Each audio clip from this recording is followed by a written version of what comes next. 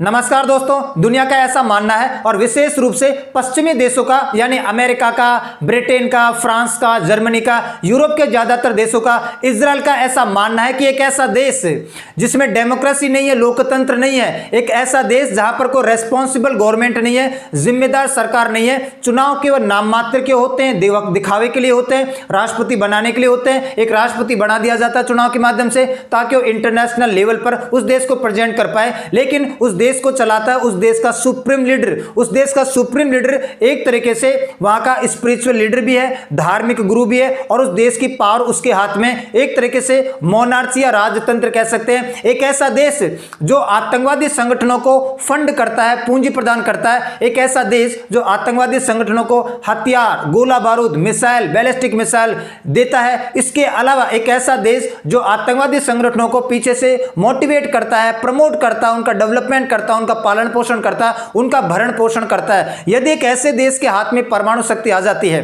Nuclear power आ जाती है, तो कहीं ना कहीं ये उस लोकल रीजन के नहीं, आसपास के अन्य देशों के लिए और पूरी की पूरी दुनिया के लिए खतरा है। जी हां, मैं बात कर रहा हूं ईरान की। मैं ईरान की बात कर रहा हूं। ईरान के मामले में ऐसा मानना है विश्व का या वेस्टर्न वर्ल्ड का, यूरोप का, इजराइल वगैरह के अन्य देशों का कि एक ऐसा देश है जहां पर कोई गवर्नमेंट नहीं है, सरकार नहीं है, रेस्पॉन्सिबल गवर्नमेंट नहीं है, दिखाओ के नाम मात्र के चुनाव होते हैं। यहां पर सारी की सारी पावर सुप्रीम लीडर के पास है जो उस देश को अपने हिसाब से चलाता है, और यहां पर कोई डेमोक्रेसी नहीं है, लोकतंत्र नहीं है, और एक ऐसा देश है जो पीछे से आतंकवादी संगठनों को फंड करता है, पूंजी प्रदान करता है, हथियार, गोला बारूद, मिसाइल देता है, उनका पालन पोषण करता है, भरण पोषण करता है। और अगर इसको ज्यादा उकसाया गया, क्योंकि मिडिल ईस्ट में इस वक्त हालात बहुत ही बेकाबू हो रहे हैं, अगर थोड़ा ज्यादा गुस्सा आ गया तो कहीं ये इनको परमाणु शक्ति ना बांट दे। कोई लड्डू थोड़ी है जो बांट दिया, जलेबी थोड़ी है बांट दिया, अरे परमाणु शक्ति है। अगर इसके पास परमाणु शक्ति आ गई तो इससे पूरे के पूरे रीजन को और पूरे के पूरे विश्व को खतरा है। जी हां, मैं बात कर रहा हूं, एक न्यूज बनी हुई है, क्या ईरान ने सच में किया परमाणु परीक्षण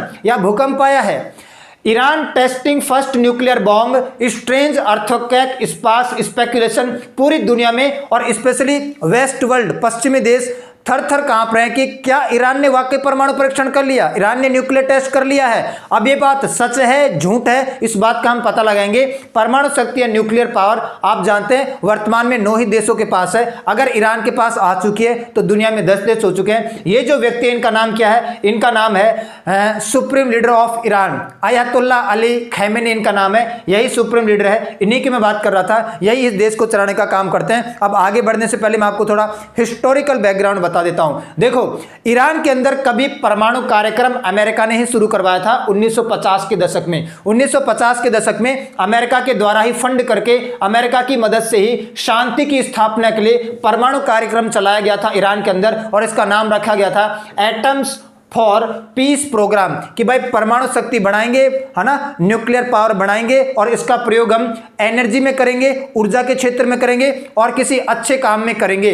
लेकिन आपने ये देखा होगा कि 1979 में ईरान में क्रांति होती है, रेवोल्यूशन होता है, और जो वहां का राजा था शाह की विदाई हो जाती है। तो शाह तक, मतलब ईरान का राजा जब तक 1979 तक था, तब तक ये प्रोग्राम अमेरिका फंड कर रहा था और अमेरिका इसको चला रहा था। लेकिन 1979 में ईरानी रेवोल्यूशन हो जाता है, ईरान में क्रांति आ जाती है, तख्ता पलट हो जाता है, राजाशाही वहां पर खत्म हो जाती है, और वहां पर 1979 में ईरान के पहले सुप्रीम लीडर बनते हैं, और उनका नाम है आयतुल्ला रोहल्ला खोमेनी। उनका नाम खोमेनी है, ये ईरान के पहले सुप्रीम लीडर हैं, और इनके बाद में जो सुप्रीम लीडर बने हैं ये है खैमेनी, जो कि वर्तमान में आपको दिखाई दे रहे हैं। ये जो आपको अभी इमेज दिख रही थी ना, ये वर्तमान में सुप्रीम लीडर है। अब तक ईरान के 2 ही सुप्रीम लीडर बने हैं ईरान की क्रांति के बाद। एक तो खोमेनी, वो पहले सुप्रीम लीडर थे, और एक खैमेनी, ये वर्तमान में सुप्रीम लीडर है। ठीक है, तो मैं आपको ये बता रहा हूं। और खोमेनी का ऐसा मानना था कि भाई उन्होंने न्यूक्लियर प्रोग्राम को क्या कर दिया, भंग कर दिया, डिसॉल्व कर दिया, कि न्यूक्लियर प्रोग्राम नहीं होना चाहिए, परमाणु शक्ति नहीं होना चाहिए।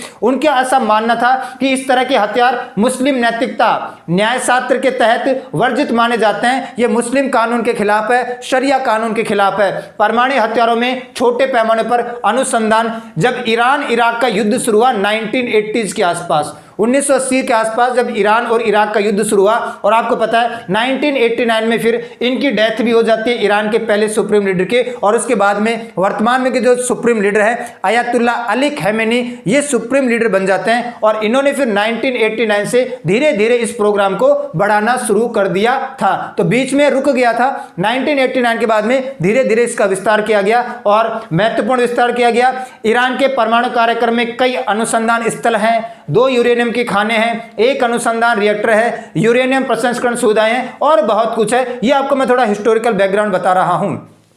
और धीरे धीरे तो दुनिया में यही कयास लगाए जा रहे थे। हमेशा ईरान इस बात से मना कर रहा था कि भाई हम लोग कोई परमाणु शक्ति न्यूक्लियर पावर का टेस्ट नहीं कर रहे, यूरेनियम की खदानें वगैरह हमारे पास कुछ भी नहीं है। लेकिन 2003-4 के आसपास, ठीक है, 2004-2003 के आसपास, ये आपको पता होना चाहिए कि ईरान के एक मिनिस्टर थे रूहानी साहब से जब पूछा गया इंटरनेशनल कॉन्फ्रेंस में कि क्या वाकई ईरान परमाणु शक्ति बना रहा है, न्यूक्लियर पावर बढ़ा रहा है, परमाणु बम बनाने की कगार पे उस तरफ अग्रसर हो रहा है, तो इन्होंने फिर सफाई पेश की। इन्होंने ये कहा कि देखो हमारे जो वर्तमान के सुप्रीम लीडर है अली खैमेनी साहब ने तो फतवा जारी कर रखा है। अली खैमेनी फतवा अगेंस्ट न्यूक्लियर वेपन, यानी वर्तमान के जो हमारे सुप्रीम लीडर है अली खैमेनी साहब, ये तो न्यूक्लियर पावर के बिल्कुल खिलाफ है। हमारे पहले वाले सुप्रीम लीडर भी खिलाफ थे, वो मर चुके हैं। और उनके बाद में ये जो वर्तमान वाले सुप्रीम लीडर है, इन्होंने तो 1980 में फतवा जारी कर दिया था कि कोई भी न्यूक्लियर पावर या परमाणु शक्ति का प्रयोग नहीं करेगा और ईरान इसको नहीं बनाएगा, तो हम तो इसके खिलाफ फतवा जारी करते हैं। ईरान किसी प्रकार की परमाणु शक्ति बनाने की तरफ आगे नहीं बढ़ रहा है और कोई भी न्यूक्लियर टेस्ट वगैरह नहीं कर रहा है, कुछ भी नहीं हो रहा ईरान में। तो 2003-4 के आसपास इंटरनेट कॉन्फ्रेंस में इस बात से पर्दा उठ गया कि ईरान कुछ भी नहीं बना रहा है, न्यूक्लियर पावर वगैरह की तरफ अग्रसर नहीं हो रहा है। लेकिन धीरे धीरे यह पता चलता है कि ईरान ने पूरी दुनिया के लिए गलत नैरेटिव सेट किया है। ईरान ने दुनिया को धोखे में रखा है, काला जादू किया एक तरीके से।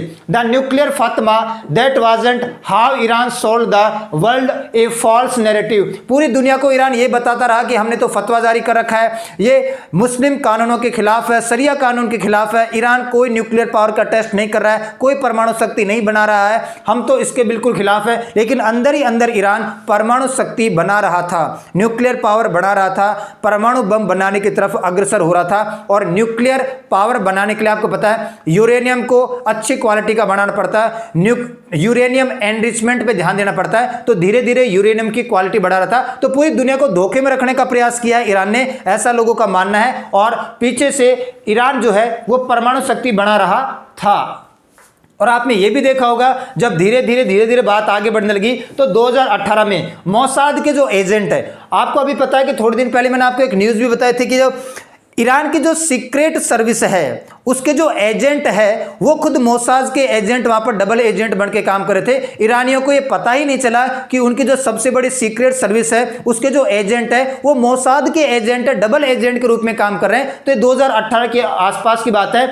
ईरान के जो यूरेनियम के या परमाणु शक्ति के कुछ डॉक्यूमेंट थे ना, उनको चोरी करके ले जाते हैं मोसाद के एजेंट, ठीक है। Iranian facility and stole half of ton of nuclear files, जो भी परमाणु फाइलें थी, है ना, जो भी दस्तावेज थे, आधे से ज्यादा दस्तावेज इजराइल की जो मोसाद नाम की एजेंसी है वो चुरा के ले जाते हैं। उसके बाद में मामला थोड़ा ढीला पड़ जाता है। ये वो जगह है जहां से मोसाद के एजेंट ने ईरान की सीक्रेट सर्विस में रहकर जहां से उड़ा दी फाइलें, ये भी देखने को मिला है, ये भी आपको पता है। और अब मैं आता हूं मेन न्यूज के ऊपर।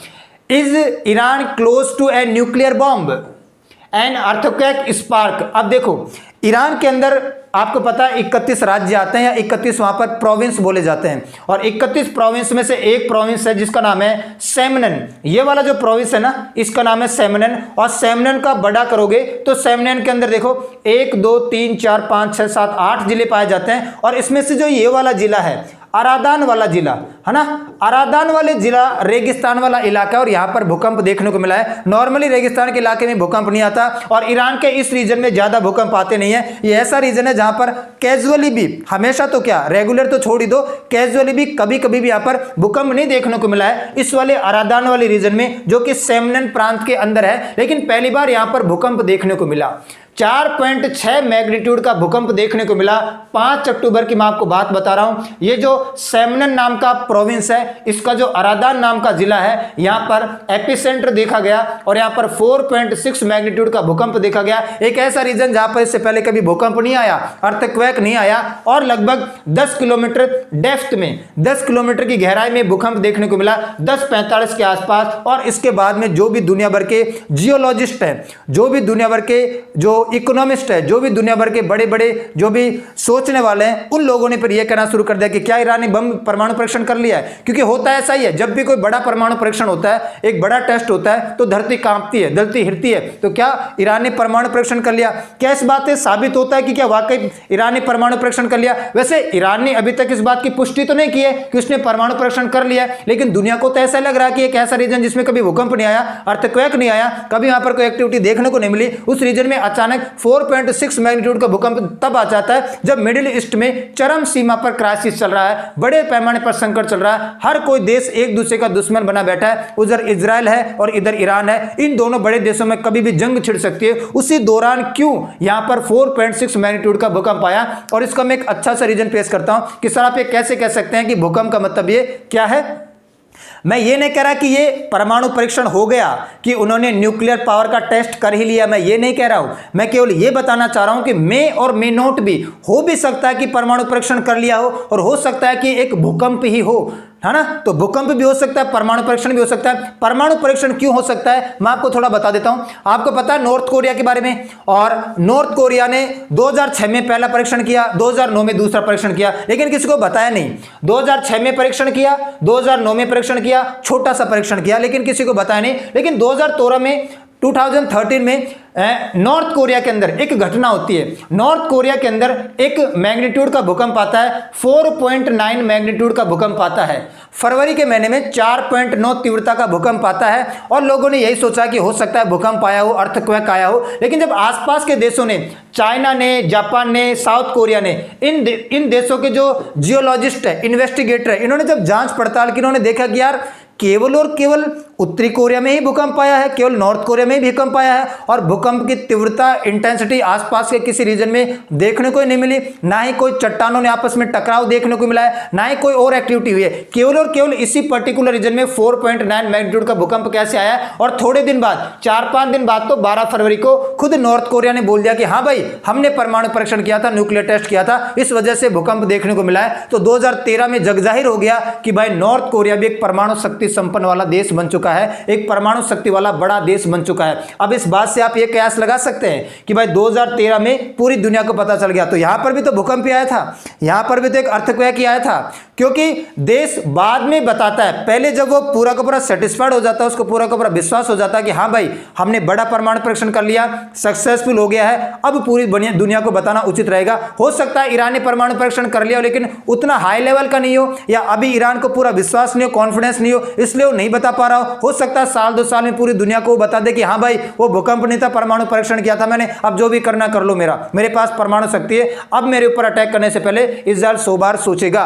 तो मैं इसका रेफरेंस आपको इसलिए दे रहा हूं ताकि आपको यह पता चले कि मे और मे नोट भी, ये एक भूकंप भी हो सकता है, अर्थक्वेक भी हो सकता है, या एक परमाणु परीक्षण भी हो सकता है। परमाणु परीक्षण जब होता है तो ऐसी घटनाएं होती हैं, तीव्रता का भूकंप आता है, अच्छी खासी तीव्रता का, और ऐसा हो सकता है कि ईरान के अंदर भी भूकंप आया होगा, इसलिए मैं आपको बता रहा हूं। और मैं आपको ये बता दूं कि 6 बार, है ना, 6 बार परमाणु परीक्षण का टेस्ट कर लिया, किसने? नॉर्थ कोरिया ने। अब हम बात करते हैं नॉर्थ कोरिया में और ईरान में कोई ज्यादा डिफरेंस नहीं है। नॉर्थ कोरिया में भी कोई गवर्नमेंट नहीं है, कोई सरकार नहीं है, कोई डेमोक्रेसी नहीं है, कोई लोकतंत्र नहीं है, यहां पर भी डिक्टेटरशिप का तानाशाह है, ये अपने हिसाब से देश को चलाता है। और ईरान भी एक ऐसा देश है जहां पर कोई डेमोक्रेसी नहीं है, लोकतंत्र नहीं है, ये भी अपने हिसाब से इस देश को चलाने का प्रयास करता है, सुप्रीम लीडर इस देश को चलाता है। और एक ऐसा देश जो एक आदमी इसको चलाता है, जो कि यहाँ का धार्मिक गुरु भी है, और ये आतंकवादी संगठनों को बड़े पैमाने पर फंड करता है, आतंकवादी संगठनों को फंड करता ही है। इसके अलावा एक चीज और आपको यह पता होना चाहिए कि ऐसे भी देशों के फंड करने का काम करते हैं जो इजराइल के खिलाफ होते हैं, या इजराइल के अगेंस्ट होते हैं, है ना। इसके अलावा आपको यह भी पता होना चाहिए कि दुनिया में 9 देश ऐसे हैं जिनके पास परमाणु शक्ति है, न्यूक्लियर पावर है, और ये 9 देश आपके सामने हैं। रशिया के पास परमाणु पावर है, यूनाइटेड स्टेट्स के पास पावर है, चाइना के पास पावर है,